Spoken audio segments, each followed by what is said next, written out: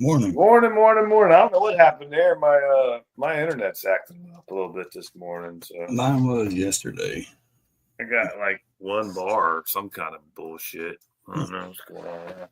I guess Coy decided to sleep in this morning. Well, he worked on that tree. He was trying to take off his Oh shit yeah, that'll yesterday. wear you out quick. I'm sure he's wore out. Yeah, that'll get to you, especially if you ain't done physical work in a while.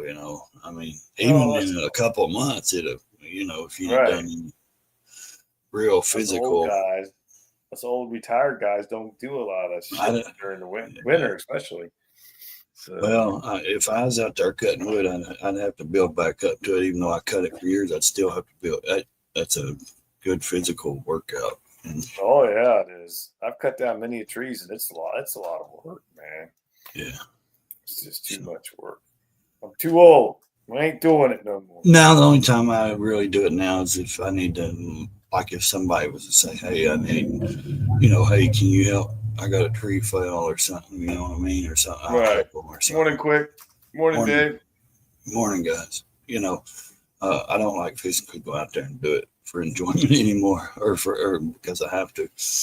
Uh, but yeah, I mean, if somebody said, "Hey, can I use your chainsaw?" I'm like, "No, I prefer you No. not get your leg cut off with my saw."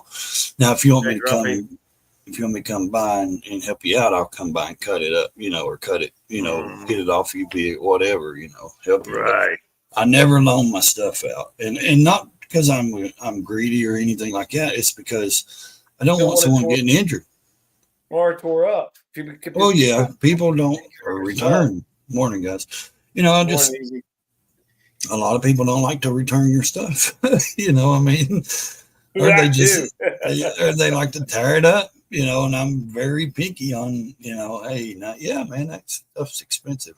I paid a lot of money for those saws. I'm not fixing to you know just here go take it and abuse it. Even though you never cut a tree in your life, I'm not going to let Dick. somebody kill their cut their leg off or I Yeah. don't know. I'm funny about that because I don't like that. You want to feel I like you prefer. contributed to somebody hurting themselves. Yeah, I would feel responsible. Right. So because It's my like in the chainsaws are same. big 45s and they're big 20-inch It's like bars. in the One's same got a in the same 22-inch bar.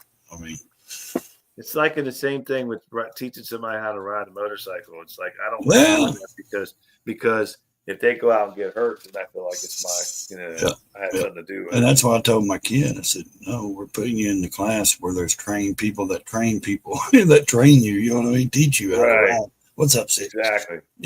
And that way you're not going to wreck on my hands. On me trying to. Even though I know how to ride, I still, no, I prefer the actual experts of the class to teach you, and that way they can teach you. Because Yeah. I guarantee you, if I took the class, I'd probably learn something new. Oh, I Um, guarantee it. I I've guarantee I never took would. I've never took the class, but I think it'd Me be either. beneficial. But I'm not paying I five would. hundred dollars to do something. That's No. what it costs No. here, $500 for 2 days. That's crazy, man.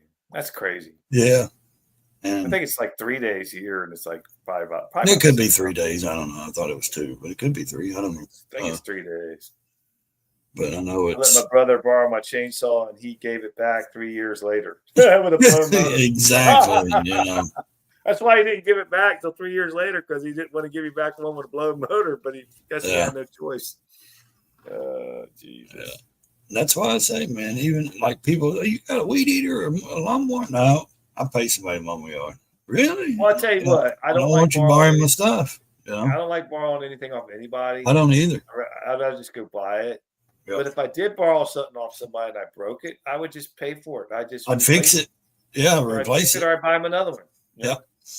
Yep. And that's me. I do not like to ask for anything from anybody, especially that kind of stuff, because I feel like I can get it myself. You know what I mean? Like if I can get it myself, unless it's something major, like, you Right. know, uh, but then if it's something major, I'm just going to pay somebody to do it if it's that major, like Right. if it's something I can do, but I can't do it because I need a small tractor or backhoe, you know what I mean? Yeah, I'm paying. I Yeah. can't, I'm Pay not going to somebody to borrow do it. somebody's stuff. I mean, No. I know how to drive a tractor. We have a 135 old Massey Ferguson, but it's older than dirt. And it's not like the new tractors. Order It's and not dirt. well, it's not, it is. It's old, man, and it's not like a new, you know, it's like in the 60s model or something, 1950s or 60s, but it still runs great. Well, it's not like the new, you know, oh, just push a button and you got, you know, buckets and mowers and all this shit on them, you know, and $100,000 tractors. But yeah, anytime anybody asks stuff like that from me, I'm like, yeah, I pay somebody to do that stuff. You know, I don't have that stuff. Yeah. And I don't have a big zero turn lawnmower and all that stuff. I got a Cub Cadet, the push mower, and I got a Cub Cadet for a 2-stroke weed eater or 4-stroke, or no 2-stroke. Big, nice weed eater. Cost me about $400. He says he has a new bar. He says he has a new KLR 650. I should go to New Hampshire and borrow it. I mean, that'd be like me asking, hey, let me borrow your motorcycle for a couple of days. That ain't happening. Well, that's what I'm saying. Like somebody coming and asking to borrow a $5,000, $10,000 zero turn lawnmower. You know what I mean? Like, yeah. Right. You know, them things are not cheap, dude.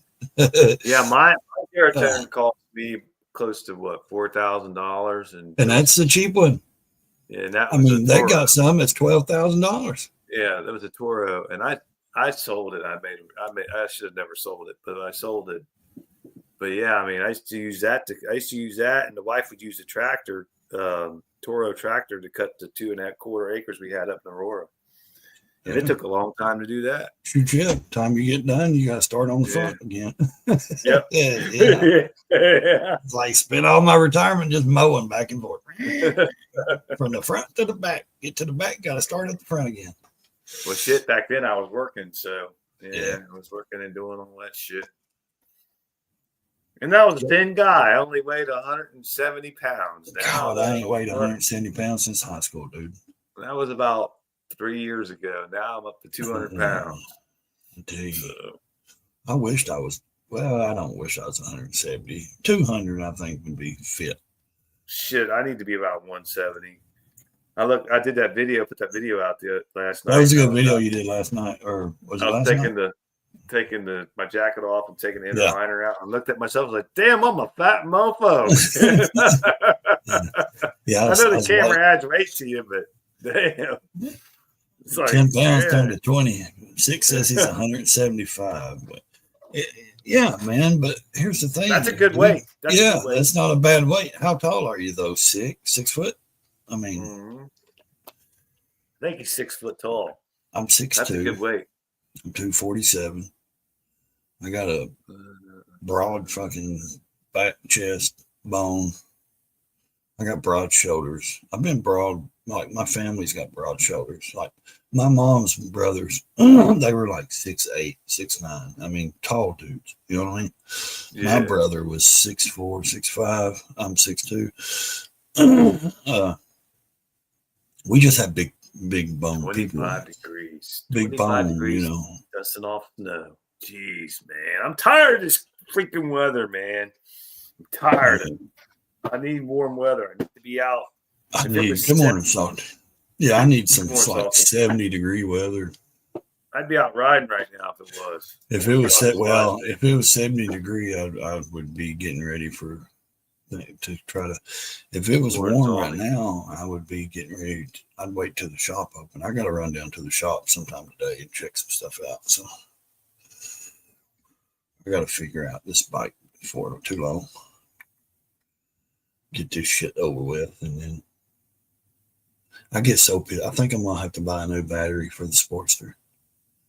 I get so pissed off at these batteries, especially a Sport. You ever seen a Sportster battery? My Sportster battery is little bitty. I've never owned a girl's bike, so I wouldn't know. Yeah. Just messing with you. I don't mean that. I was just joking. Everybody likes a little ass. No one likes a smart ass, okay? Now, listen, seriously, like I've had it on tender all winter, right? Okay. I keep my batteries on tenders. Great. Good. Keeps them charged. Went out there and put it in the bike. Last week or something? And I rode it a few times, started it. Well, went out day before yesterday. I hadn't started it in like 2 days. And it's under the carport and everything, you know, covered up, whatever. Right. This motherfucker won't hit a lick. And the battery ain't completely dead. Lights, all that comes on, and it's like, trying to start. I'm like, God damn, these batteries, I just cannot stand these small. But now my Ultra, I just hit the button, it cranks right up. Battery's good because I kept it on the battery tender all year, all winter. I mean, and I just get sick of it, man. I go out now. I'm going to have to go back out there, take the seat off, pull the side cover off, pull the battery out, put it back on tender enough, get it charged again, up all the way, I guess, full blast, just to get the bike started. So it's irritating because that bike, the battery should not be dead in 2 days. That's it. Just 2 days. I didn't start it for 2 days. Something wrong with it. I think something's wrong with the battery. And the battery's only like a year old, like maybe a year and a half. I'm real funny about my stuff. Like I'm the kind of guy that I'm replacing everything. Every year I replace batteries. Whether they're good or not, I'll go replace my battery. Really? Yes. At riding season, I buy a brand new battery. Morning, Moto. Be careful, love you. He's talking riding to his season. When riding season starts, I'll go replace both batteries, and I change my oil. No matter if I ride 5,000 miles, 10 miles, or 200. Do you do that too? This is what I do. I change my oil, all my fluids, all 3 fluids. In the spring, I change my oil in the middle of the summer, and I change my oil in the fall. I will change them no matter if I ride 100 miles or 3,000. Exactly. I know people are like, well, you don't have to do it to 3,000 to 5,000. I don't care. I'm funny like that. I've got an older motor, and I want to keep good oil in my bike, and I want to keep it good. Even with newer motors, I change. Well, I know I would too, I change my oil minimum 3 times a year. Yeah. Oh, yeah. I'm funny like that. I will change it, and I do it myself. So it's like I just pay for the oil and stuff, and then I just change it. It's no $400, $500 fee at hardly to change your oil. So, yeah, I do mine. Good morning, Moto. Yeah, but I buy a new battery every year just for the fact that I know I'm going to be riding out of state. I'm going to be going long places and long rides. Right. I want a good battery. Exactly. And people are like, well, damn, dude, that's still a good battery. It may be to you, but into my mind, I want a brand new battery. Yeah, if you want a new battery, there's nothing wrong with that. So these damn batteries ain't cheap anymore. No. Man. They're expensive. But I don't do the lithiums and all that. Like, I probably pay for the Ultra battery, probably 160, maybe 200. That's a lot of money, man. Yeah, I guess. Maybe it's a little cheaper. I'm not sure. I can't remember. The Sportster battery, it's usually around 100 or a little over. That's because it's a girl's bike. The girl's bike is cheaper. I mean, it's a small battery, but it shouldn't be dead like that, though, man. I've said it's been on the tender, not a charger. Well, it's a tender, so it keeps it charged, right. And I go out there, I ride the bike a couple of days in a row. Nowhere like 800-900 miles or nothing, but I ride it around town, a few places here and there. But I've kept it started, and then I didn't because the weather started dropping here and it started raining. We had those storms a couple of days ago, real bad storms. Right. So it's under the carport over there, blah, blah, blah.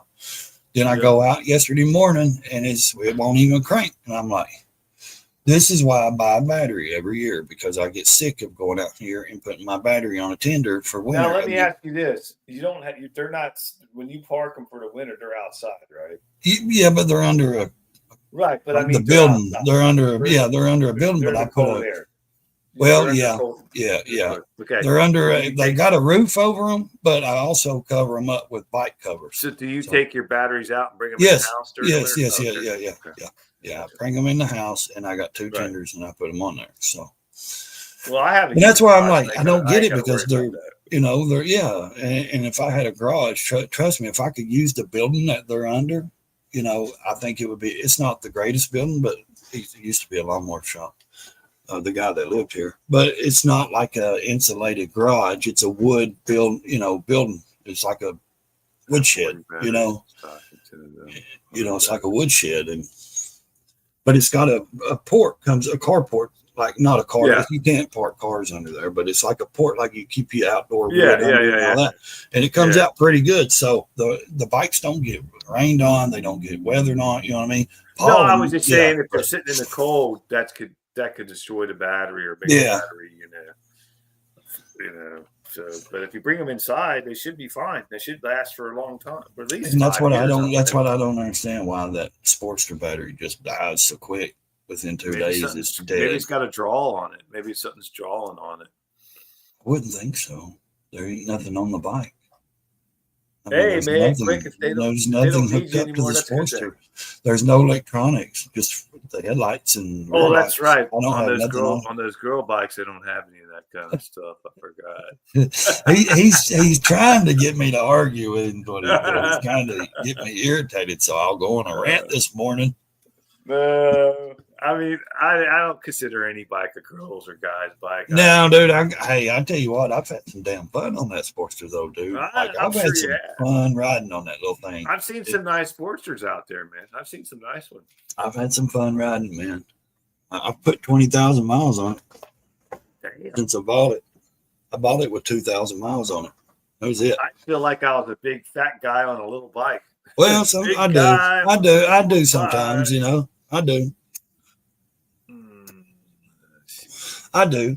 Well, that's why I bought a bigger bike too, though, you know. That's why I have an Ultra where I can ride and be comfortable. And I gotta find me a cruiser. I gotta find. Well, I bought that bike for a certain reason, and I just ain't had the money to do that certain reason and cut the tail of it off and put a hardtail on it and stuff like that. Yeah. That's why I bought that bike. And now the daughter's got big enough, and I ain't had enough money to do it. So now that the daughter's grown over the last, few years and got to the age and started liking them, and I'm like, honey, we could still chop it, you don't have to, leave it like that.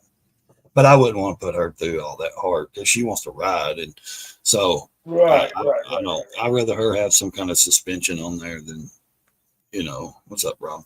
Then, having a hardtail and hurting her. Yeah. I gotta pull the trigger on buying me a second bike.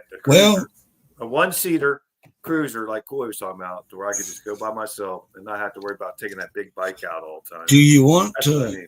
Yeah, but do you want a Harley or does it matter? No, it doesn't have to be a Harley. Absolutely not. Because there's. It could be a Honda. It could be, I don't care, Kawasaki. I mean, I don't like anything beyond that. I like the Kawasaki's and I like the Hondas. Yeah. Anything else, I don't really care too much for. But yeah, I've been looking, but I haven't found that bike that it just really grabs your attention. Yeah. Yeah, I mean, yeah. Fat guy in a little coat. Yeah, a fat guy on a little bike. I'm trying to think of what year those won. Does it matter what year you want an older bike or something? I mean, as long as it's in good shape, I don't care how old it is. I mean, like say 2000s, early 2000s or to mid 2000s, or is that how much do you want for it, Salty? How much do you want for it? What? I have an 07 Heritage Softail. Yeah. And I'm sure he's kept it decent. If not, I mean, no return policies here. No return policies. The Vulcan, yeah, that's a decent bike. Vulcan, I like the Heritages, man.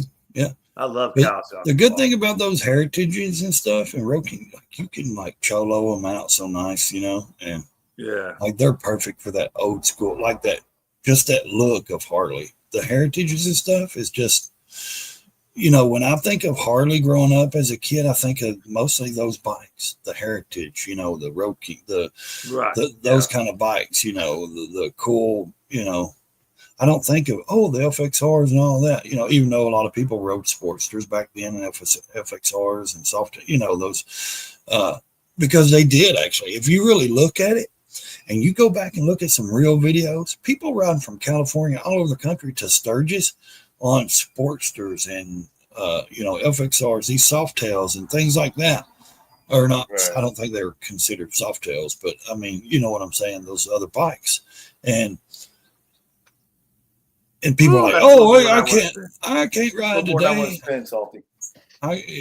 That's a lot, dude. That thing better be. That's a little more than I want to spend. 18.5 for an 07 Heritage. That thing better be dipped in gold. better suck me Dipped in. in gold. I'll be like that other dude. Look here, Oh, man. I'm sure it's nice. I have no doubt it's If nice. I'm gonna pay that price, that thing better suck me and blink. Blink, blink, blink. Hey, this is a kid shit. Just a kid-friendly show. No, it's not. But anyway. No kids allowed for my morning show. Anyways, Yeah, it must be a God nice, really almighty, nice bike. dude. Is it choloed out? I bet he's Must probably be got nice. $4,000, $5,000 rims on it. It's got a wide tire kit on Yep. on front, Cholo fender. Cholo fender, and dirty trail at rear. Oh, okay, gotcha. Hey, yeah. That's just a little bit out of my price range. Yeah, he's looking for something around, $1,500. No, I'm looking for something around $5,000. Relax. You can get a good bike for $5K, $6K. Yeah. You know. Yeah. I mean, I got the money. you may have to do a little bit of tinkering on it, here and there, but I bought that 2004 Kawasaki Vulcan with I know, but I'm miles saying on like it, if perfect condition for $4,500. Yeah, see, the front wheel was $4,500. Yeah, $8K in paint. Yeah, so that's what I'm saying though. You could find it. You know what I mean, tinkering. I ain't talking about like, oh, I'm going to have to fix it. You can find a bike that runs good for 4 or 5K. But there's things that you want to do to it, or you may tinker, and do a few different things, or you may. Well, I did that with the Vulcan. This past Vulcan I had, I did the same thing. My wife rode to Sturgis on a Sportster last year. She didn't enjoy it. Rob says. Well, what I'm saying though is a lot of people say you can't ride those bikes across country. What do you think they did in the 60s and 70s and the 80s? They rode those bikes, man. You know what I mean? They didn't complain. They jumped on there and packed their bags and stuff, and they put things on their bike, and they put suitcase or their duffel bags, and they tied them down, and they took off, and even like Daytona and stuff. What do you think? I can't wait to hop on my bike and take off. If you seen old videos, man, they rode those bikes all over the country, and people say, "Oh, you can't ride a chopper across country." Why not? There's people that do it all the time. Oh my God, it's rough. I couldn't do it. People, I couldn't do it. People just tough it out. That's why people ask me, "You're so big. How do you ride that Sportster?" I'm like, dude, I tough it out. You know what I mean? I couldn't do it. Moto says we're getting softer these days. Well, it ain't that. It's the younger generation. My body could not handle it. My body could not. They're too used to comfort and technology to do everything for it. No, I said the younger generation is used to. They're growing up with technology and comfort, and so they're used to technology. Nothing, but I'm saying they're. So I ride a Sportster to Sturgis. I'm a badass because. No, I'm saying back then they didn't have a choice. A lot of people didn't have the dressers and all that stuff. Yeah, he wants to get me going. Let's go. But what I'm saying is the younger generation, the 30-year-old, 40 and below, are growing up with technology where they can push a button and their seats are warm, and they got music and they got all this stuff. Stuff. Hey, 24. Good morning, what's up, brother?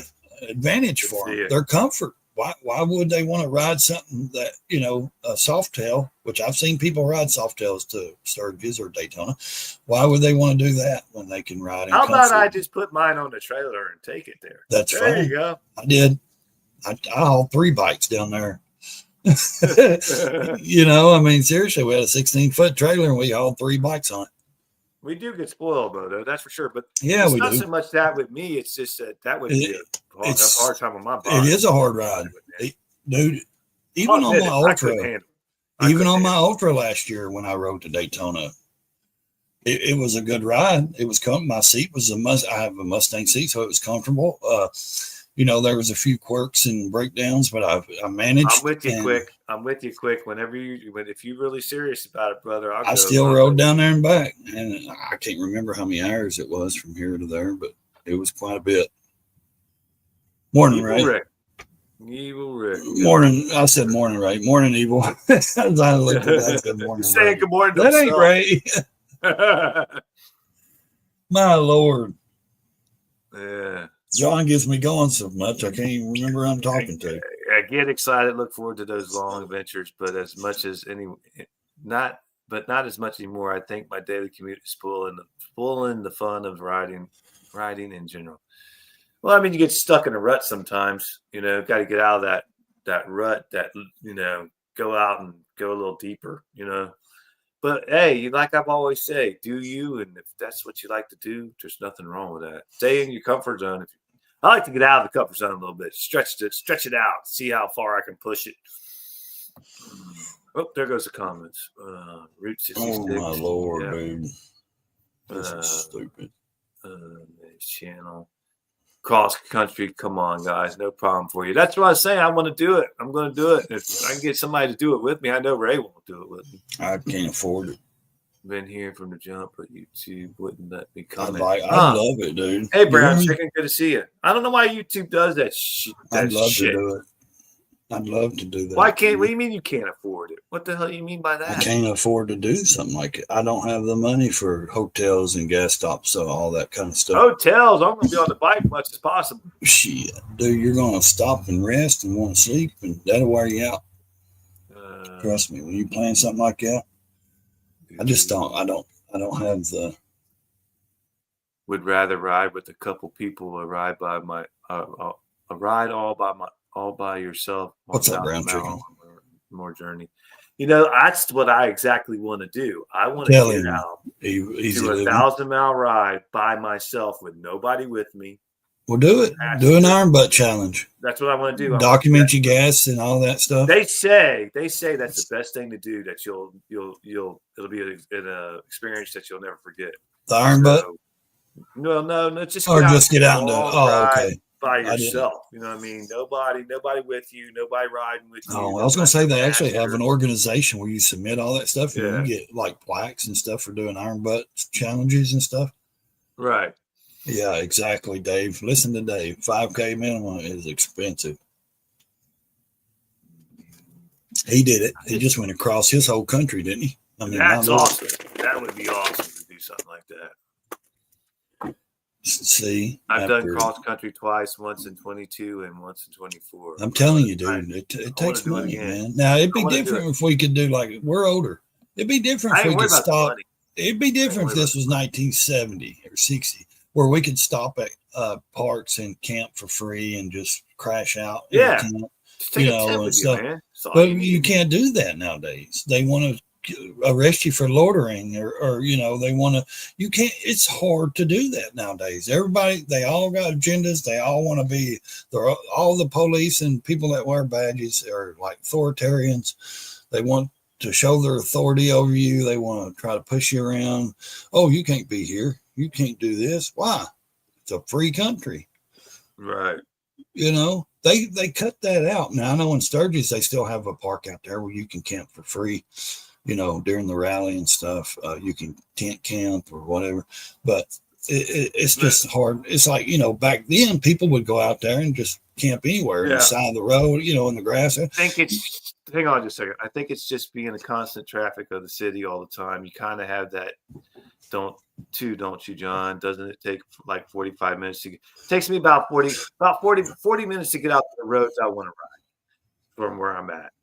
And that's fine. I mean, I'll go out all day long, and I'll go out as far as I can. But yeah, it takes about 40 minutes to get to the roads I want to be at.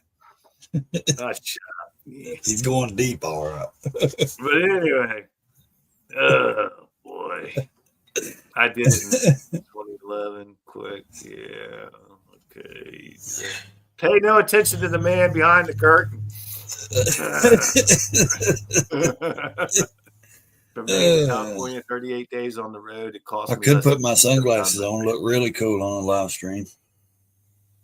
Dave said it took him only $5,000 minimum. Yeah, cool. 5K. That's nothing. I got that sitting right here. That's nothing.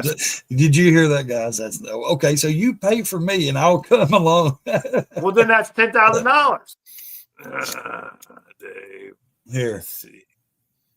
You really don't want a big group cross country. 4 would be the max. Yeah, I don't want a big group at all. I mean, no, you want 2 people, you and one other person.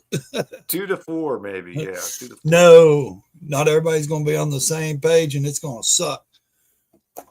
Trust me. Easy Living says, I have absolutely no desire to do an iron, but I get you, man. I understand. And they do. They have another one up from that, 1,500 miles or 2,000 or so in so many hours, 36 hours, and you got to do 1,000 miles in 24 hours or less. You document your gas. receipts and stuff like that. Yeah. You can get it on film. You can film it, do whatever. But there's quite a bit of people that actually do that, man. And they say it's a challenge. And I'm like, dude, I ride 800 miles and around here I could. And you it's could do like it around there. You could do it quick, it seems like. I mean, Dick Master said in 2011, I did 7,500 miles in 15 days. New Jersey to Cali to Baja, back home. Yeah, I mean, you could do it, man. Yeah, but that's the thing. When you do something like that, you don't want to be pushing time limits. Like, oh, I got to be in California 2 days. You know what I mean? No, I want to ride. If I'm going to do cross country, I don't exactly. If I want to do a cross country, hey, if I end up 3 hours down the road for the night, that's fine. I don't have to drive 400, 2,000 miles in the first. I don't have to cross states in the first day. That's a lot of I don't want to be pressured. Yeah, I don't want to be pressured to. I got to make it to and I can map it out, but I don't want to map it out to a point where, I got to be at this place at a certain time or I'm not going to get to stay or I got to do it here or be here. You know what I mean? That's pressure. And when you put pressure on a trip, it just right there starts off bad for me. Yeah. I don't want to do that. I don't want to worry about getting home or when I got to get home. I want to map it out, but I don't want to put my every stopping destination in. I want to say, okay, I'm going this way. I'm going to go that way. And when I get to that point, I'll just pull over to a hotel and give me a hotel just whenever. I don't want to call ahead, book that stuff and have it ready. I don't care for that. I don't want to put that because then that's setting a time limit. I got to be here at this place, Don't want to do that. I would love Easy Living says you have to be extremely picky on people you're going to ride with in 22. We were 4 people. It was a disaster. In 24, it was a different group and it was amazing. Yeah. I mean, you could get hooked up with the wrong group and things go. Well, you get shitty. Just a bunch of people that want to spend time in bars and drunk or, or they want to, or just don't ride the way you ride. Yeah. Or they want to, stop at every sightseeing thing and or they don't want to stop. You know what I mean? They don't want to stop and do things if you want to. Exactly. Quick. I don't know. I feel like it's a trip for 2 people, 3 maybe. Yeah, you can't have those guys out there bitching. We rode too long and we're not riding. Yeah. We're not going tank to tank, man. We should be running tank to tank, flying 110 mile an hour. Why? Yeah. Why? Why are we doing that? I don't understand it.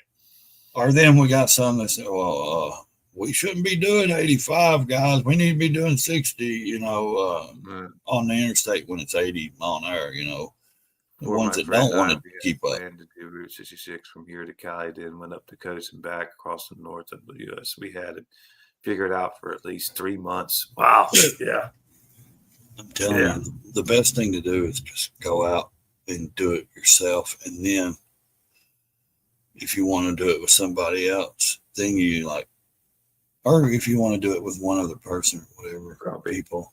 I just don't. I think it's so hard to get those people lined up on the same page. And we all love doing a lot of the same stuff, but once you get on the road with somebody, man, it's completely different. Like people have their own twerks and twigs and stuff they like to do. And Dave says, ride your own road by yourself. It's the best way. Yes. You just do it and you can focus. I think if you have just 2 people, that's perfect. Anything. I mean, 4 is good if they're good riders and they're on the same page, but it's hard to keep people on the same page. Yeah. That's the problem. Well, you're talking about a big trip though. Now, like Moto says, but I look around. Okay. But here's the thing. That trip would be different from say, oh, hey, we're going to meet up here at the dealership. And we're going to go on this ride today and ride, a couple 100 miles. We're going to do a group ride. That's a little different. I could do way more than that. I know, but I'm saying people meet and do group rides, with 10 people. That's a different kind of riding, in my opinion. You're going to meet up with a group of people and you're going to go ride. That's a group ride, and you're going to map it out. You're going to go for a whole day and just ride. That's fun if that's what you like. I don't care for that stuff anymore. I've done it many times. I don't care for it. That's okay. you know, if that's what you like doing. But when you're talking Yeah. about going completely across the country, yeah, Well, Evil you Rick need to. says you really got to know somebody if you're going to ride yourself. Yes, that's what I said. Yeah, You got to yeah. be on the same page with these people because it's tough, America man. Uncensored. Good morning, man. Hey, good morning, bud. And you got to be willing to accept nothing, like not with the person, Right. but you got to be willing to accept that there's no, you're not, if you're not going to do it on a time or unless that's the way you think. If you want to book every hotel from here to California and back and have it ready for you, cool. That's you. That's what you do. But I don't think that would be fun because I've done things like that and went places and traveled, and I like to wander. I like to just go, and when I get somewhere and I'm tired, I'll look up on the phone or I'll pull over and find a hotel or somewhere, you know, and then because a lot of times you can find cheaper hotels if you just show up and say, "Hey, I want a room for the night." You know what I mean? Yeah. Like, why would I book a cheap hotel with bugs sleeping in the bed with you? No, I'm talking about like $100 a night or something. You know that. I mean, that ain't Can cheap. you find a hotel for $100 a night? I don't know, but that's what I'm saying. Most hotels are what, $200-300 a night. I mean, or 150. Yeah, but pack that tent. Pack that tent, man. Go to. Well, here's the thing: you don't ever sleep under the covers in a hotel room. You know what I mean? You always sleep on top of the cover. If you're on a motorcycle, trust me, and you're doing a trip, I'm packing a blanket, some kind of thinner or some kind of blanket. So what's up, bud? Some kind of quilt or blanket I'm carrying with me, or a wool blanket that's gonna keep me warm. And guess what? I'm not sleeping under them covers.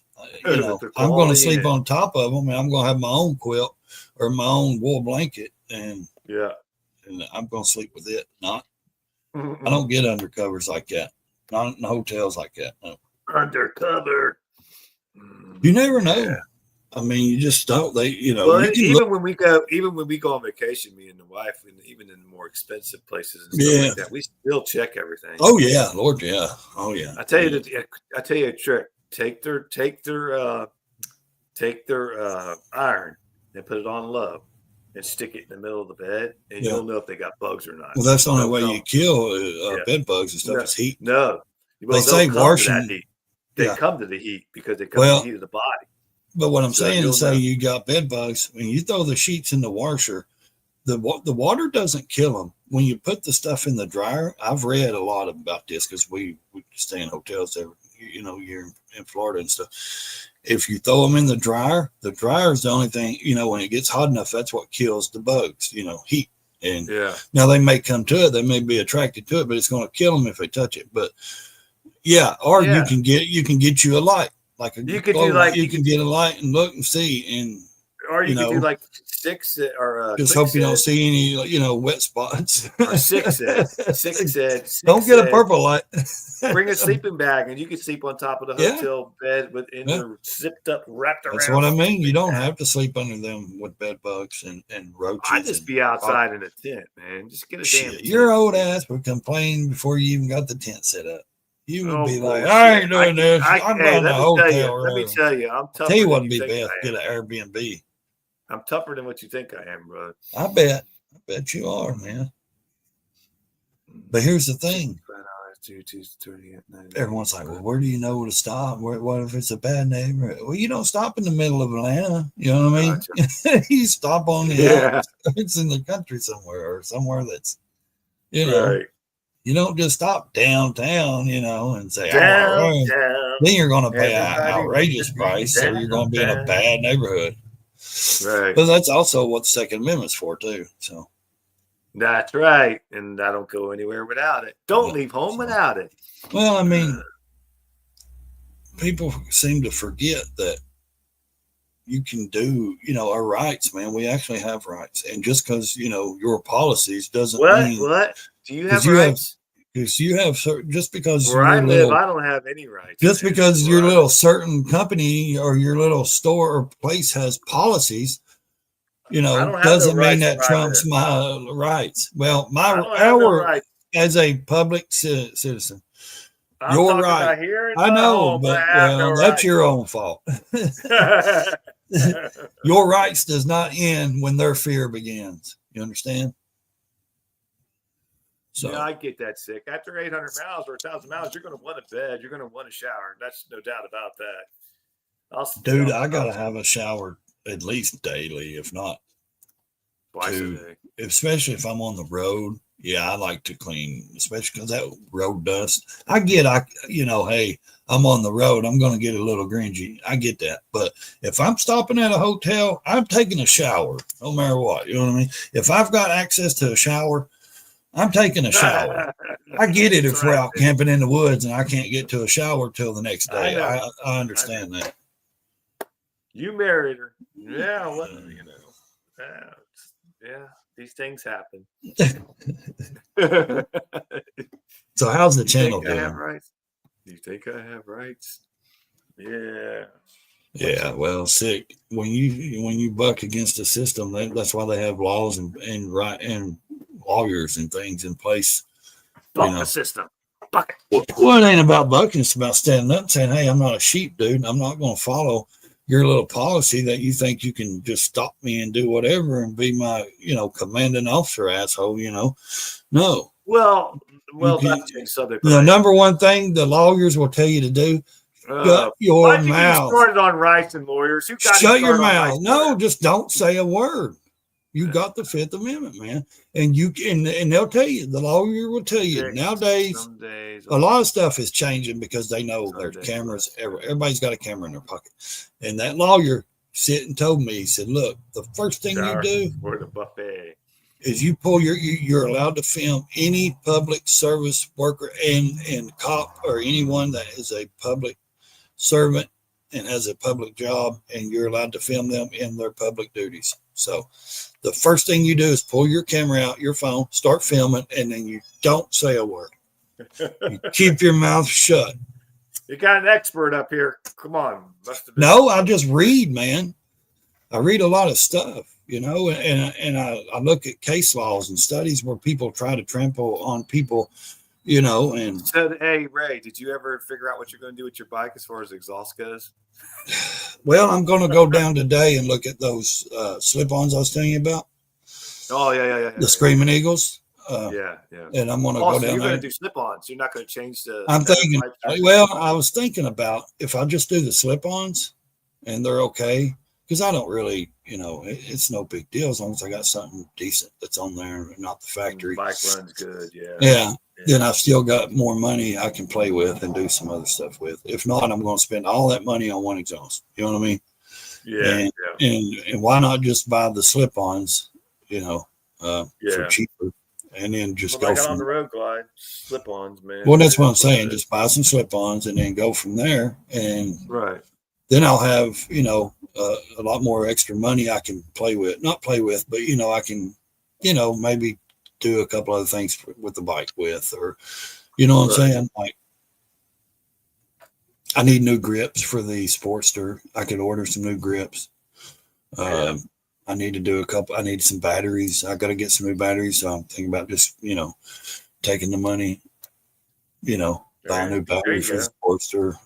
Just less than one bike, put a little. Yeah, just a little things here and there. And instead of spending all the, $2,000 on the exhaust, pretty much. Which just buy the $200 slip-ons, you know what I mean, or $250. He said, I think, because he bought them, and of course he's going to try to make money. But he said they're used, but they're still in the box. He said they ain't even hardly been used. They still look brand new. And I looked them up on price. They're like 560 new or 600 new. So even for the Screaming Eagles, and they're black, so they match the bike. So if I like them and I decide to buy them, that's spending $250 instead of $2,000. And then I say I spend $250, then I've got, a little bit of money to play with around, for the bike and maybe some other accessories or something. There you go. I don't know. You leaving? Yeah, I put my work shirt in my bag, so I'll just change and go straight to work. So, all right, be careful. Let me know when you get there. Love you. Sorry, kid leaving for school. Yeah, I mean, if you can get a nice set of the slip-on exhaust and get your what'd you say you had O2 sensor that needs to be replaced? And, he's done replaced it. So if I can get the tune right, because I've got a tuner on it, and There you go. You'll be You set. know, I got the aftermarket teardrop black teardrop air cleaner. You know, I've already got all that on it, all that stuff. So basically, what would be good is if I like the slip-ons and they work. He's like, "Oh, if you buy them, I'll just throw them on for free. I won't charge you." I was like, "Well, I'd hope not, dipshit. You know, I come to you every time I need work done and stuff. I mean, it takes Well, you five. might not want to call the dude that works on your bike. Well, I didn't call him dipshit. You know what I mean? That's what I was thinking that I wanted to say, and I was like, okay, He it could be sounds good listening to because you it right only now. takes. He knows I can do it. He knows I've done them before, and he knows it. Slip-ons are easy to put on. 5 minutes, yeah. So Piece of cake. yeah. So I mean, you want to really try to charge me to do something that I'll do? I mean, Yeah. I can do in 10 minutes or something. 10 minutes. I mean, I've done them. I've done them so much that I know exactly what I have to take. You know, I mean, everything. I mean, they're easy. Right. I've got some nice. And I tell you what, though, if anybody's interested in doing a cholo bike, I've got some nice black. Yeah. I got some nice black factory black. I did not paint these. These came already from when the guy bought them. I got some black factory black. They're the fishtails for a cholo bike. They're long. They're not the short fishtails. They're long. What I'd like to do, what I think would be awesome, man, is I got a buddy that's got an electric glide. It says 07. Same as mine. No, mine's ultra plastic. This is electric glide. A little different things. He's got chrome fishtails on his, and they're not the real long extended ones. And every time I get behind him, I'm like, dude, that shit just pounds my ear. You know what I mean? It's so loud. Yeah. But what I'd like to do is cut a section 2 or 3 inches out of right there before you get to the fishtail. You know what I mean? And then re-weld them back up so they're not long, sticking a foot out from your bags. They're shorter, you know. Fishtails are awesome. They sound good if you got them on the right bike, I think. If you got the right tune and setup, fishtails are cool. They're nostalgic. They're old. They come from that kind of old era of, Yeah. you know, Old era, like you, old. Dude, I tell you what, I never cared for the kind of bikes they built, but Denver's choppers out there that, you know, Mondo and all those guys, and they built those, they were building certain kind of bikes. Salty knows what I'm talking about. I never cared for those diggers. And I think they're called diggers, the bikes, the way the frames are and stuff. They're cool looking and everything. But one of my favorite bikes, and a lot of people say, it's just a plain bike. A lot of people ain't never seen it. Is one of my favorite guys is Sugar Bear. He's an old black man. He builds the front end, Springer front ends, and handcrafts every one of them. He doesn't production them, stamp them out. He handcrafts them. And if you have a real Sugar Bear, I don't like the big long ones, like the big 10, 12 foot long. I like the short because he makes some shorter ones. But he's got a black chopper, man. And it's just plain and simple. And he had his peanut or whatever gas tank he had, he said, and the dent in it just looks perfect. And he dropped the tank he dropped it and it hit the floor and it put a dent in it, and he left the dent in it. And the way he's got that bike is just plain with his, you know, Springer front end. Salty knows what I'm talking about. I guarantee it, man. To me, I would, but a front end of his is like probably 4K. I mean, maybe more, but yeah, you. If you can find, until you have the hammer, everything is a nail. That's right. Yeah. Go ahead, Ray. But there was only certain people that I really like. Indian Larry, I like their choppers, their style of choppers. Now I'm not going to down anybody. I like Billy Lane, but I didn't care for his big, long, dragon looking choppers and stuff like that. Bikes, custom bikes like that. But now we all probably remember the mid 2000s chopper build offs and all that stuff. I get that. A lot of those guys are not chopper builders though, man. they were building custom bikes. I call those customs. You know what I mean? Like Right. Indian Larry, chopper builder, Mondo, chopper builder. You know what I mean? Jesse James, chopper builder. You know, certain people were chopper builders. These other guys that they were just picking out here that really boosted their. A lot of them, it made them rich. That If you that like Sugar showed. Bear, it says if you like Sugar Bear, look at Ron Finch, Ron. yeah, dude, of course. He said, Salty I said, know I all paid people, man. $6,500 for my Sugar Bear front end. See? Holy moly.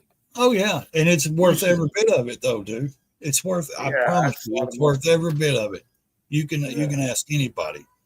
Their dream is Be that right most back. of them is a Sugar Bear front end if they're doing a Springer front end.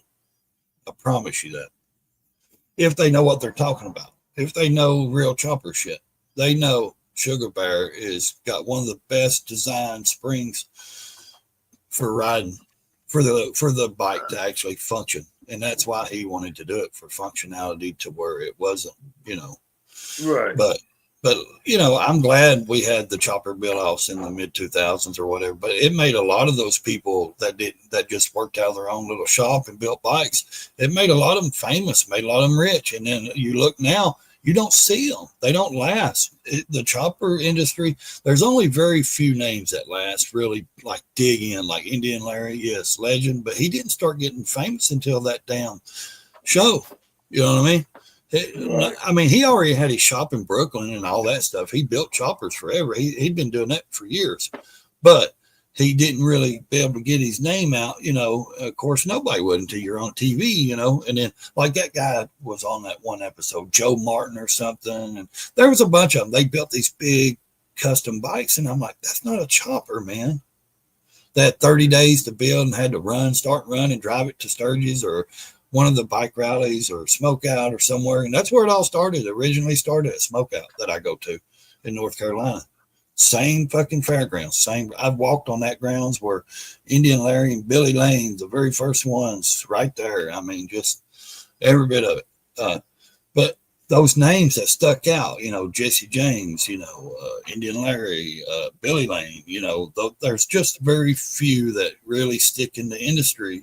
Mondo, Denver's Choppers, Ron Fish, the people that actually contribute Sugar Bear, to the industry. Anybody can get out here and build a chopper, and get your name in a newspaper or on video now. You can get it's so much easier doing, social media, YouTube, right, whatever, and you can build your name up and you can get, people to know your name. But I'm talking about that era of, because to me, it seems like the chopper industry is like, it's a come and go thing. Like it gets real big and then it dies out and then it'll come back. You know what I mean? Like a lot of questions is the chopper people dead? Is the chopper industry? No, you're just not hanging out in that department. You know what I mean? It's just not big. You know what I mean? It's big. It's huge, but it's small at the same time, if you know what I'm trying to say. But the 2000s, like the TV show, man, those TV shows, the build offs and shit, it helped bring it back from when they were doing it in the 60s and 70s and all that stuff. And like Easy Rider, the movies, the Easy Rider movies, no one will ever tell you the truth about those movies. Those are not Harley Davidson bikes. Those are like Yamaha, different parts of Hondas and Yamahas and Kawasaki's, and two black men built those choppers. And that's what they won't tell you. The creators of those bikes was actually black. Now I think they used the S&S motors, the Panheads, I believe. If I'm right, Salty, tell me. If I'm wrong, tell me. I think it was the Panheads they used for the S&S motors. But the actual bikes, if you actually go and watch the thing about them, the two black guys, because that's all they were like building these choppers, man. A lot of people don't believe this, but there was actually a lot of black people back in the day in the 60s and 70s, but they wasn't allowed around with, they didn't really get and hang out with all the white people, and they had their own little chopper groups and rides and their own little clubs, chopper clubs and stuff. And they built a lot of all of them built their own bikes and stuff. And that's the thing. To me, it seems like it kind of dies out, but then it comes and I'm not talking about dies out with me and all these people. Like, we know the chopper industry, there's always shows and contests and, and things going on. You can look up everywhere. But the thing is, in the media wise industry, it's there in the industry, but it seems like it comes and goes like to everybody else, like in the TV realm and all that stuff. Like, oh, choppers are dead. No, they're not. They've always been there. They're there. They're not going anywhere. You just don't look for it. You know what I mean? You're just not paying attention to it. You're not hanging out with. You're not going to those shows. You're not going to see those people. You're not communicating with Morning, Asia. Hey, morning. So they're always there. It's always been there. And yes, it does slow down because TV and you know. Hey, Ray, have you ever rode a chopper? Have you ever rode a chopper? Yes. I mean, I've never been on other than my pedal bicycle. I've never been on. I've rode 2 different ones, man. I have never been on a chopper. Yeah. I wonder what that's like. I wonder what it's like. It depends on where you ride it. If you're riding it in a field, it's rough. How is it to turn it? I mean, no, I didn't ride one with a big long. Like depends on what you're talking about on your forks. Big long rake or big. If you got the big long Springer rake and all that, that's a different. Yeah, you need to be on the road. Those are a little bit harder, or not harder. They're comfortable. They're like a set sail, and they'll hop. But like. Salty, I think his is more. What you can correct me, Salty. Yours is. I don't think yours is a long front end. It's trying to think. But I rode a smaller, like sporty chop, and Bill's, dude. Like he had mid control, so my knees are way up on the gas tank. My foot's up on the motor, actually sitting on the side of the motor because where the pegs are, where you're. Dude, it's but you got to get going, and I felt uncomfortable because my legs, I'm so tall and they're up, but that's how they ride them. And then once you get going, man, if you don't have the forward controls and stuff, your legs are not out there; they're up. But once you get going, it'll get more comfortable as you get adjusted. The seats are small, it's really it's tricky. Now, if you ain't never rode one, you'll feel like, like, you know what I mean? Like it's tricky, like it wants to like wobble and go places. But no, man, if it's I think Salty's actually tires on his is actually bigger on the back on some of them. I don't know. Grumpy says Cliff Vaughn. And Ben Hardley built the Easy Rider bikes. All engine and trans were HD. Well, they were S&S back then. I don't think they actually were a Harley Davidson. They were the S&S motor. Smith and Smith motor is what actually the name of S&S is. It's Smith and Smith, the family, and they built them out of their barns, and then they just kept going from there and building. Evil Rick said, I know more than what people think. You know what I mean? I just don't ever tell it. When I lived in Dallas, I built a pan with an 8 over Springer, with an 8 over Springer. In Wichita, I built a 650 Bonnie Triumph. Yeah, wow. I like the Triumphs, and that's the thing of why people like Triumphs and Hondas and Yamahas and all that, because they can take that frame and cut it down and make it quick and chop it out. Yeah, or they'll buy a hardtail frame and stuff, and they'll take those Honda motors or whatever motors they get. They go buy.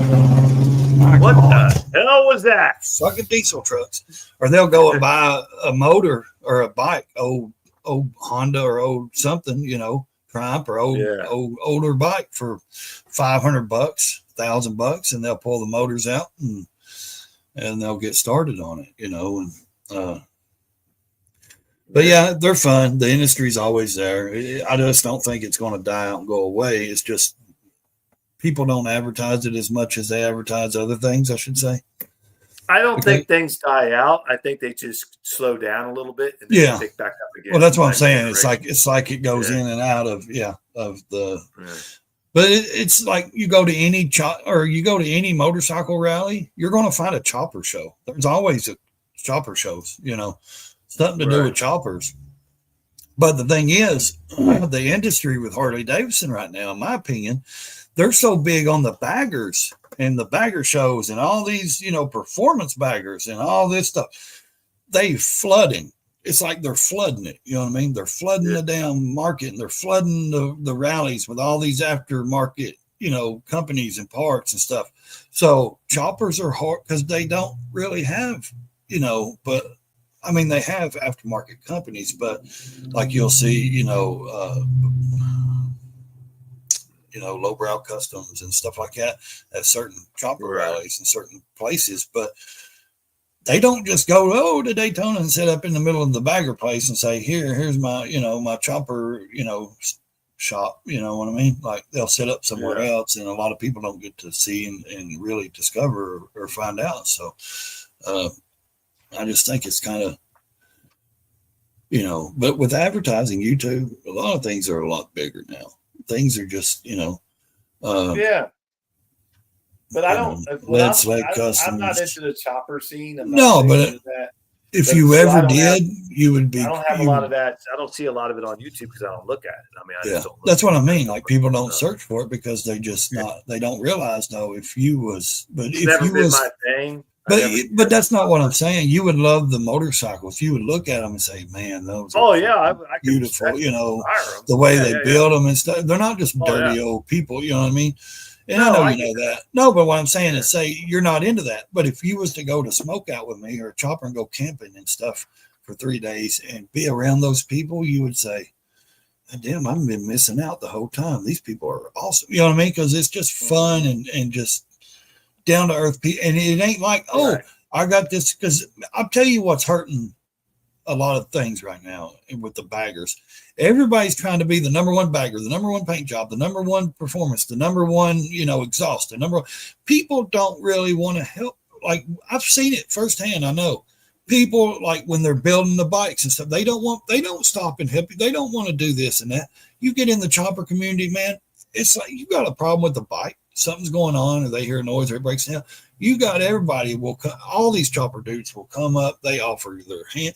They want to help. Hey, what can we do to help? You know what I mean? Here it might be this, and some of them may even fix it themselves. You don't see that in the bagger community. You really don't, man. Now you got little groups of people that help themselves. Let me tell you something. In the bagger community, if you're sitting on the side of the road, they'll go right by you. Yeah. Anyway, I have an upcoming guest on Chopper Talk that can teach history on choppers and motorcycles in general, kind of a historian of sorts. Awesome. Okay. I'll be why not tell us? Check it out. Best way to do is advertise their name so everybody knows that. Well, he will when he puts them they're on the going to get excited and get to go see, No, what I'm saying is, hey, I got a special guest. Peter Fonda bought our. Hey, I got Peter Fonda on. Everybody's going to show up. You know what I mean? Peter Fonda bought four 19. I'm just teasing, so you do it your way. Police bikes from auction for the movie bikes. Gotcha. No, I mean, that'd be interesting. I mean, yeah, I understand that people have, cell phones nowadays. So if you're broke down, you can get in contact with somebody. It's pretty easy to get somebody to come and get you. But it's in the bagger community. It sucks, don't it? They'll just ride right by you. Yes, they do. I've witnessed it firsthand. That being said, I was in Indiana the other day, and I just pulled off the side of the road to check the camera, and I had like 4 people, not even on motorcycles, stop and ask me if I was okay, and they said, "Well, they ride too." So that was cool. Yeah. But mostly though, when they're on bikes and they see you off the side of the road, they don't even look at you, wave at you. Nope. They're just go right on by you. Nope. And that's another thing. Like I'm talking about like the scene. Like you go to a bagger scene. Everybody's like out for themselves. They got to have the best thing. They got to have this, that. You have a problem. Now I'm not saying, if you got 2 or 3 guys standing around that's your friends and your buddies, they'll help you. Yeah, cool. But not everybody. You got a chopper and you're somewhere where choppers are and you got an issue. It's like everybody wants to help you. I'm telling you, it's a big difference, man, and it's a loving community. People are just cool as shit, and they're easy going. Yes, they drink, they might smoke a little grass here and there, but that's what they do. But man, they're awesome people. They would do anything for you. I gotta say this though: when my sister hit that person head on her bike, a lot of bikers stopped and was surrounding her.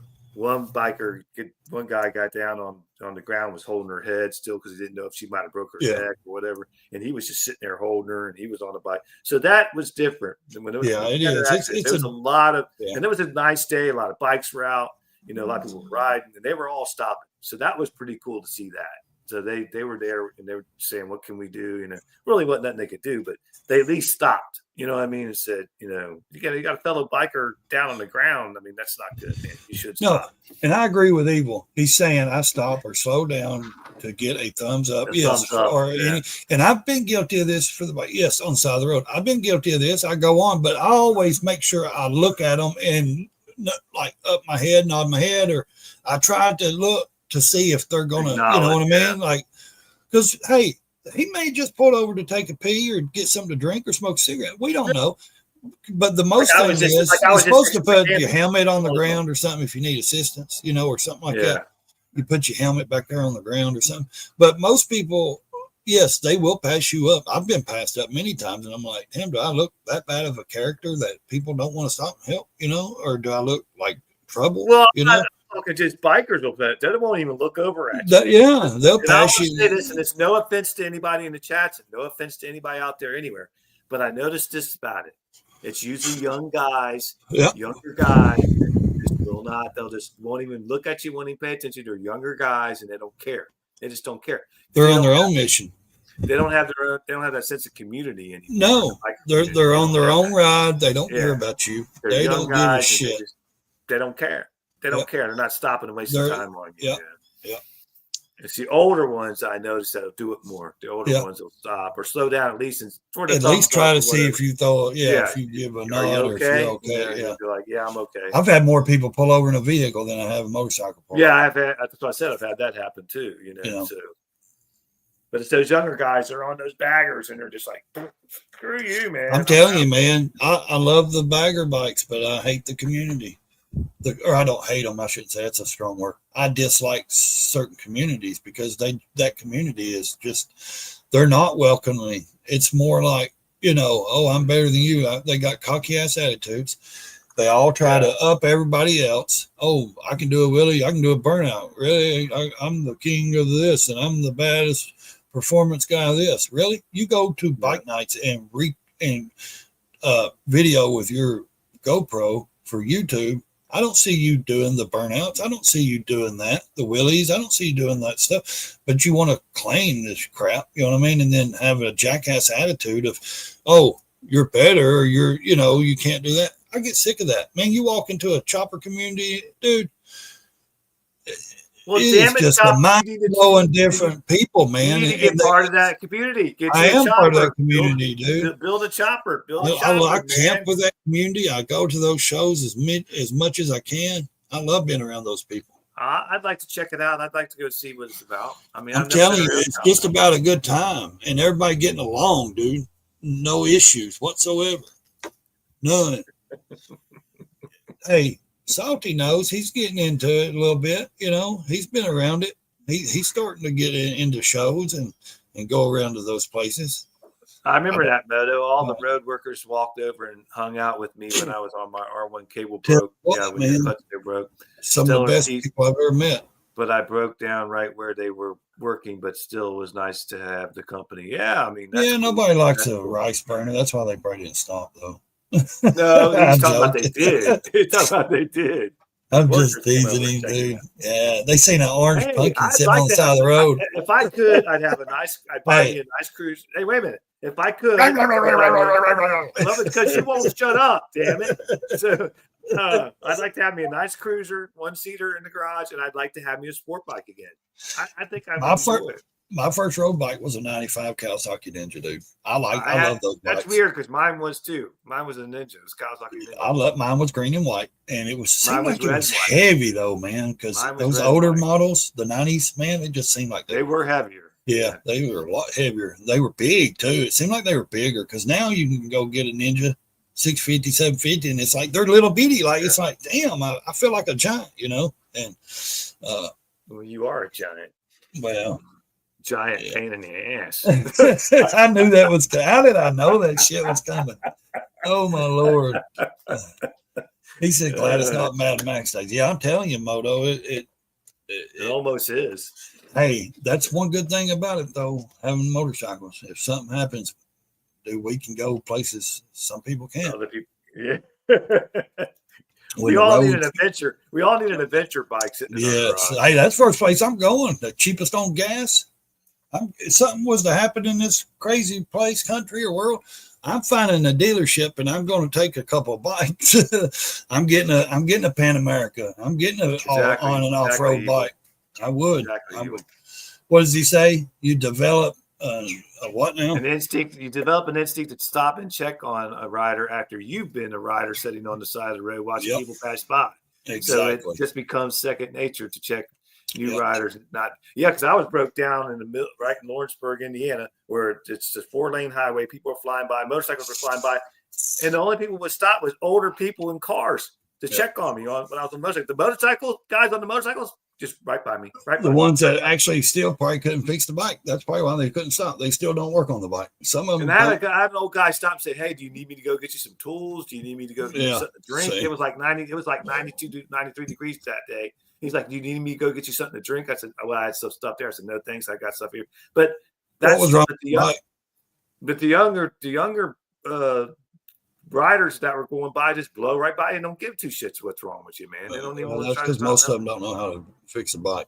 So, well, that's not even have to fix a bike to say, "Are you okay?" Yeah, Can I go get you something, or could I, do this or do that, whatever. Hey, Robert, what's up, buddy? Yeah, but yeah, I think it's rude, man. And that's one thing that, it, like you said, I think is missing is that culture and that nostalgic, community of bikers that were, Hey, Robert. Like, you don't want it to die out, man. That's why we do this and we pass it on to our kids and other things because we want it to keep on living and stuff. But how do you do that when everybody makes it, or not everybody? I shouldn't say that, but when certain people, do you think it'll ever die out? Do you think it'll ever die out? Yeah, I do. Sometimes. You think riding motorcycles? Not riding, but that community like gatherings and stuff. Sometimes I do because that'll die out. The way people act, man. The way people are selfish and the way the prices are. They're going to outprice themselves where nobody can afford them anymore. People are going to stop getting in groups and doing things. I mean, there'll be those select few that have money or go in debt to have them and do it. But I already see a big change from 20, 30 years ago just with the motorcycle community. Doing good, Robert. Hope you're having a good day. There were people that completely, like you said, it's the people that don't even ride that stop and ask you, if you need something, if you're okay. Depends on the area, and if I'm alone, I might send someone to check on you. Chasing ghosts. Yeah, I mean, I get it. I think in people's minds, they're thinking, look, they got a cell phone. They can, blah, blah, they can blah, call. So I'm not going to stop. So they probably already got somebody coming. I understand that. It's not, because you have that access now. Back where in the days when I first started riding in the first several years, we didn't have cell phones. We didn't have all that shit. So exactly. You either were walking or you were pushing your bike if you needed gas or whatever. So it was different back in those days. But I kind of understand why people would be like, well, I'm sure they got a cell phone. They got somebody coming, so I ain't going to stop. But well, the good thing stop at least, like Evil was saying earlier, at least get a slow down and say, say, all right. Get a thumbs up from them saying they're good. I think you should do that. Yeah, I think that's just my opinion. Most people are just in a hurry now. Everyone's in a hurry to go nowhere. They're all, I'm doing this. I've got to be here. Or I got to go here. I got to do this. And I think too, this has a lot to do with it. And I may be wrong, but if they're on Harleys and you're on a Kawasaki, they ain't gonna stop anyway. I ain't stopping for that Kawasaki. I ain't stopping for that metric bike. Why do they do that? That's a good question. Why do they do that? Everybody says, we're the most, we welcome everybody. We don't care what you ride. But then when they actually are out there, then in their mind, they may not say it out loud, but a lot of people, I don't say it, but a lot of people think that and do that. Oh, he's on a Honda or he's on this. We're going to pass him. I wouldn't help him. Why do they do that? But then they'll turn around and say, oh man, we don't care what you ride. As long as you ride, we love everybody, bullshit. Because if you won't stop on the side of the road and help me with my Honda Goldwing or my, Yamaha Cruiser or whatever. Yeah, I've seen that, Salty, that the CEO is stepping down from Harley. Good. Maybe he can step into it. It's a great day. It's a great day. Hopefully they don't get another one. Well, if you go through and actually look at a few videos from a couple of years back, the their designer and stuff for these females that look, shaved heads, and I'm not discriminating against anybody, but I'm saying like we're the new clothes designer, and they're in bordering the flag, their pride flags and their colors into the gas tanks and into the clothing wear and all this, and I'm like, this isn't what, just because you have a select 0.001% of female riders that are lesbian does not mean that you need to change the whole system. You know what I mean? Well, no, it's just you don't change a whole company based on just a little percentage of people. Do you want to make something available for them? Yeah, sure. But your thoughts are majority rules. So if you got 0.00.00.00.00.1% of people being a certain way, and the rest are 99.999 are a different way, you don't change everything for that. No, you don't change everything for that. But if you want to give those people something, do a little knockoff side of, a little section of, here's this. You don't change the whole company, right? And I have nothing against females like that. Exactly. I really don't, man. I have a brother that's completely gay. I mean, a younger brother. I have no issue with that. I really don't. But you can't cater to the very few, and you know what I mean? Because that's what they've done. They're trying to cater to the very select few instead of the ones that actually keep their business going. They're running away from the guys that actually buy the bikes and stuff, and we got new paint. Look at all this fruity colors and this and that. We didn't care for that shit. We don't care for. Hey, Lone Cowboy. Just make the damn bikes.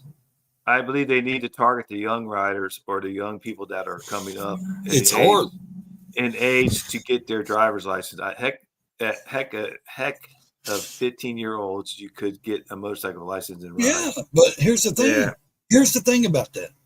They tried that, and they built the Nightster, the new Nightster, and the new Sportster S. But damn, 14,000, 15K. What young man, even a 20-year-old? No, I think they dropped it to like 10,000. Or even a college kid. Okay, but even a college kid coming out, who can afford 10K, 11K? That's a lot of money for a young person. But they don't. They look at that and say, well, why would I want that little bike? How much did your first bike you ever owned, the Kawasaki, the street bike you first, how much did you pay for that? Well, I bought it used. I gave how much did you pay for it? $6,500, I think. Well, that's still, that's a lot of money for back then. Yeah. I was 20. 10,000, 22. Not too bad.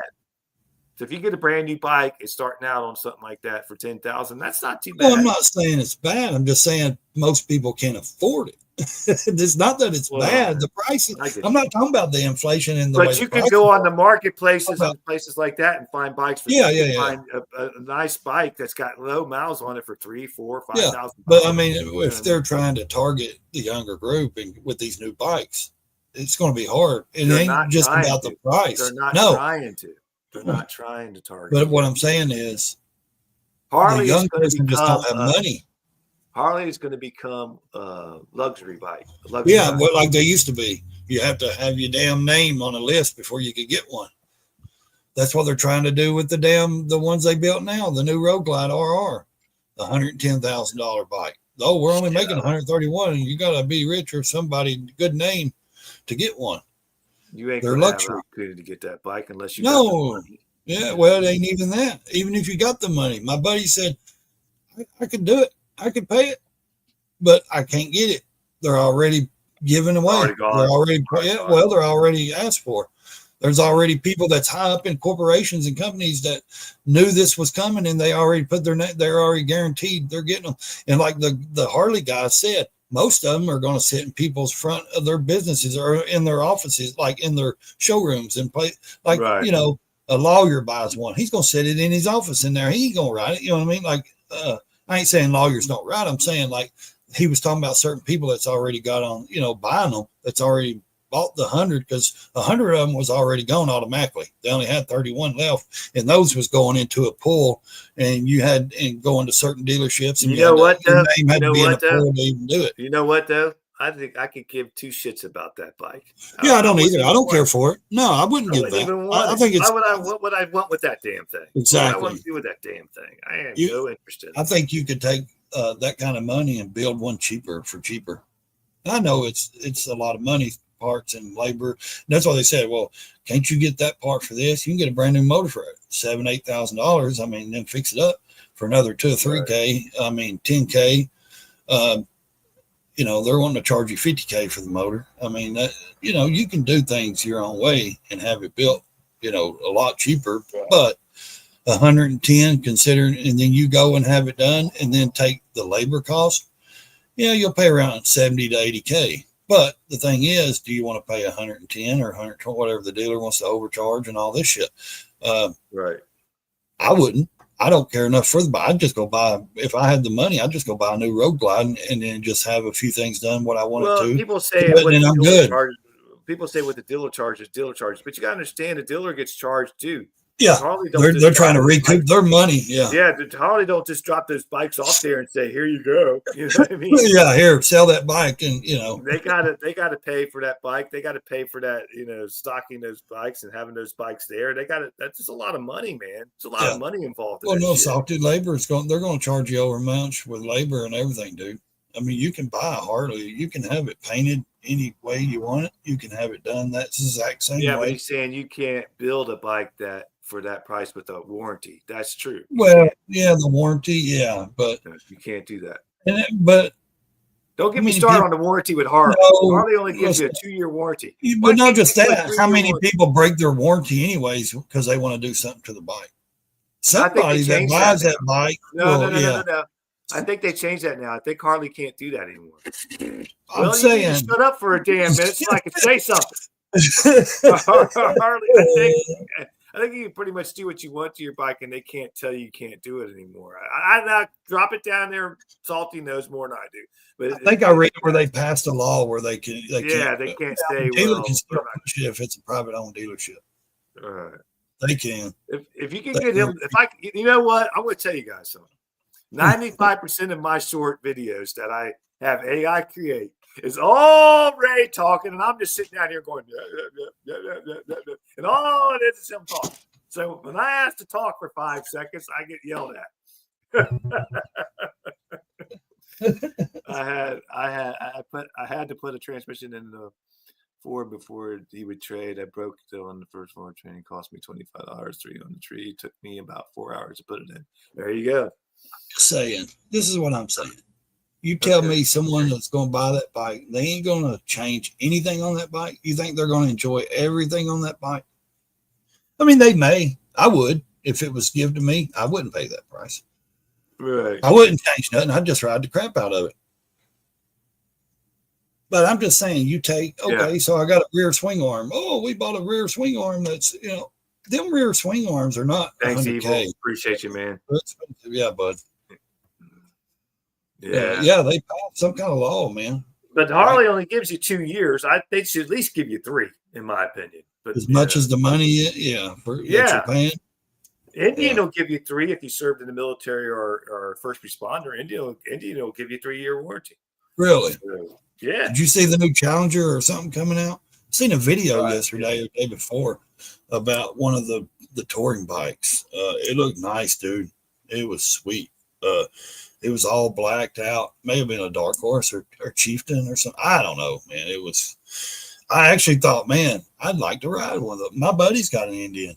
And let me tell you something, man, a bagger, like, one of those, I don't know what it's called, but man, he's got that thing sounding good. And it's, dude, it goes great, dude. He's took it all over the country a couple times, back and forth to Michigan. It's a sharp bike. He's a real rider, though. Like, he'll take off and go to Michigan, to Florida. I mean, just on a dime drop, because he's in a club and he has to be at certain places. You can add plenty without breaking the warranty. That's what I thought. It should be relative to them. Yeah. Let's see. I need 110,000 to mod my bike the way I want it. Yeah, take you that. I'm serious, man. If I had that kind of money, I'd just buy me a regular road glide and I'd just do a few things to it the way I wanted it, and then I'd ride it. I wouldn't be trying to soak in $100,000 in a bike. Why? I'm not. I don't care for that. I really don't. I just want to ride. I want it comfort, set it up the way I want, and then just ride, have a good time. Right. Hey, let me ask you something. Do you have a 9mm? A what? 9mm? Nine. Pew pew, 9. Oh yeah, absolutely. I do too. Okay. So I wanted to try these, things out. It's the let me see. I got a couple of boxes. Just stop making the Challenger in 23. Gotcha. These Remington UMC. Have you ever seen those? Do what now? I was going to try these out. I was going to see how they did in mine, and I bought a box of these. They're Remington UMC. Yeah. They're like, they're not copper, you know what I mean? They're more chrome, like silver, and Oh, gotcha. Yeah. You know what I mean? Have you ever used them? Are they full metal jacket? I don't think they are. I don't know. My brother-in-law likes to rides everywhere all year round, rain, snow. Couldn't do that. I couldn't do that. Nope, not going to do it. Not going to ride. Not going to ride in the rain and snow if I can't. If I don't have to. Yeah. I mean, there's something. Hey, I know guys that do it. I know guys that ride all year round. They don't get in a car. They ride. Doesn't matter what the weather is. Yeah. They don't care, and that's okay, man. Much respect. But I can't do it. Can't do it. I don't know. I don't think these are. I could be wrong, but made in the USA. It doesn't say anywhere, man. I thought it would tell. It says safety rules. Send me a pic of it, and I could tell you what it is. And Grumpy says, "Ray, hold one up." Well, just hold it up. Hold it up. No, I won't get you in trouble, man. Do you get seized? Yeah, you will. Are you allowed to show stuff like that on the inner tubes, the outer tubes? Videos. People show videos of them firing firearms. Well, I know, but and then I got the box. I went ahead and bought these at Ace Hardware. They were a little cheaper, $10.99. These are the Cellar and Bellet. You know which ones I'm talking about? They're the my stocks get red, wet. Everybody stays red. But anyways, I got a couple boxes and I wanted to try. You know what I mean? I wanted to go. I wanted to let the kid practice too, and with hers, because I've got one and she's got one. She's got that one, and she's only shot it once. And I told her, I said, you need to, we need to practice. Is it a hollow? Are they hollow points or are they? I don't know. What the hell is that noise? Blow my eardrum. I don't think you can on a live. Gotcha. Yeah, I don't think you're allowed to. Gotcha. 9mm Luger FMJ. Okay, 115 grains, 7.5 G. Yeah. 115 GRS, 7.5 G. 9x19 SB. Okay. 24 says, I'm going to sell my bike and get a snowmobile. I think I could pretty much ride that year round. Probably up there, brother. Shit.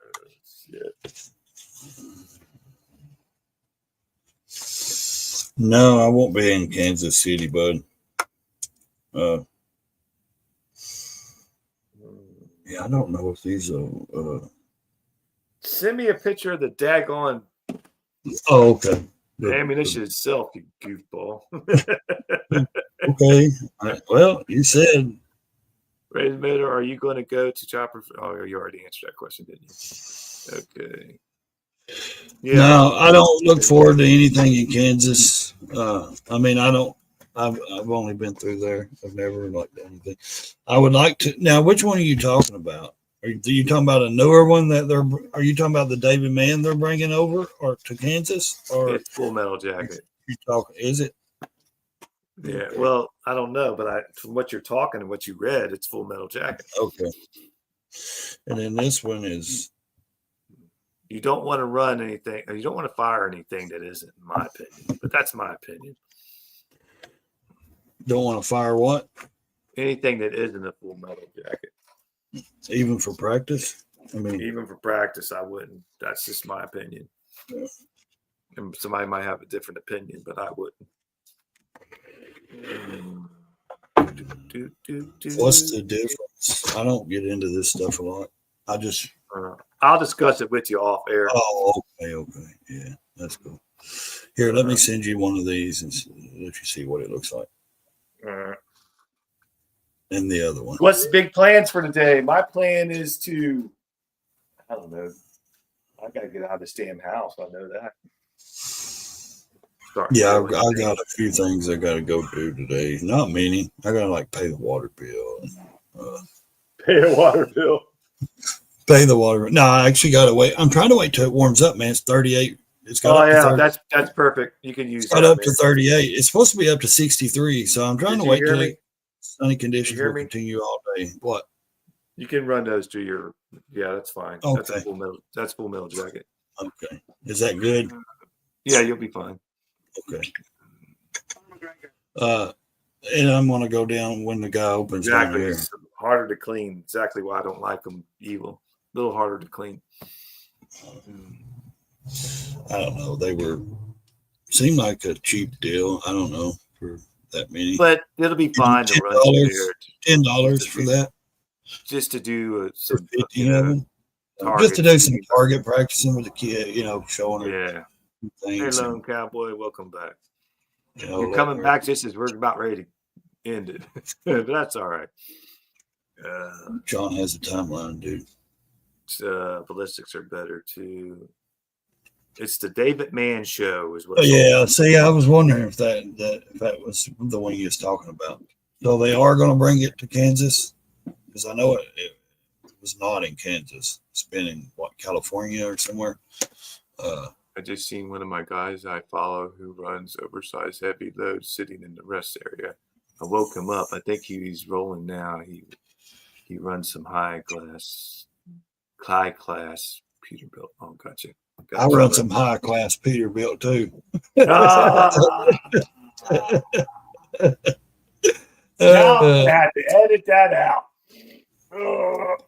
What? We're talking about them eyes. Yeah, okay. I'm sorry. Morning time is busy for me. No worries, Cowboy. You're cool, man. That's cool. Good. Damn, it's cold in this house. At least I am. Shit. Oh Lord, dude. You need to cuss like that. Shouldn't cuss like put that. you a little electric heater in there in that room. Go to Walmart and buy you a $20 plug-in little heater, bathroom heater. Stick it in that room. Stick it in that room. I'm telling you, go in there and buy you a little Walmart bathroom heater, little floor, just little bitty square heater. It'll blow out heat. Plug it in. We use them for the bathroom or the kitchen, because the kitchen's like over the base, like this little basement area we have underneath the house. It's not a full basement, like it's just a little room, and it's where the water heater stuff like that is. It's all concrete floor, concrete, and it stays cold. So the kitchen floor kind of stays cold. You know what I mean? The kitchen stays a little cooler. Chilly. Yeah, the kitchen stays cooler than the other place in the house, Gotcha. because it's got hollow underneath it. And so we will keep a little heater sometimes going just to keep it, especially when it's real cold. When it got real cold there. Cold air come up. Hey, go down there. Insulation up in the. Yeah, I could do that, because you can see the beams. It's open. You know what I mean? Yeah. Where the wires is running and all the pipes, water pipes and all that. Yeah, I could. And then if I wanted to, I could put some, I could run insulation and then just put, some plywood, cover it, and would be because it's got a light and everything. I'll go down there. Kansas City Stockyards. Huh. I'll look into that though, Salty, if you tell me the date. It's All May, right, ain't all it? righty. I'm gonna roll off of here. All right. And go start my day, whatever the hell I'm gonna do. That's me. Like I was telling you earlier, I get motivated. It gets me a minute, and when I finally get motivated, it's like, okay, now what? There's nothing to do. I'm motivated. I got my motivation going, and now it's like there's nothing here. There's nothing to do. I mean, I don't have a bike I can go work on or anything, so there's nothing to do. I'm gonna have to run the shop or down there when he opens. He opens at 9 my time. Thanks, but Cliff. I'm not Hey, everybody.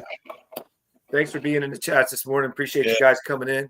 Hope you guys have a great day. Don't forget is this rabbit hole night? Is this Wednesday? Yeah, Wednesday night. Okay. Yes. The rabbit hole tonight, 7:30. We're going to be talking about 9/11. That's a starting topic. Doesn't mean we'll stay on it, but we'll be starting off at 9/11. And boy, the research I've done on that and what I've learned is amazing. But anyway, so check us out on the rabbit hole. Check everybody out in the side chats that has a channel. Check out their channel. Always check out Raysmotolife channel. His channels are doing good. And we'll be back tonight on the rabbit hole. And tomorrow morning, we'll be back on Raysmotolife channel in the early morning live. And then you know how it goes, Friday on mine and blah, blah, blah, blah, blah, blah, for the rabbit hole on Sunday night. Check everything out. We appreciate every one of you. Have a great day, and we'll see you on the next one. Take care now.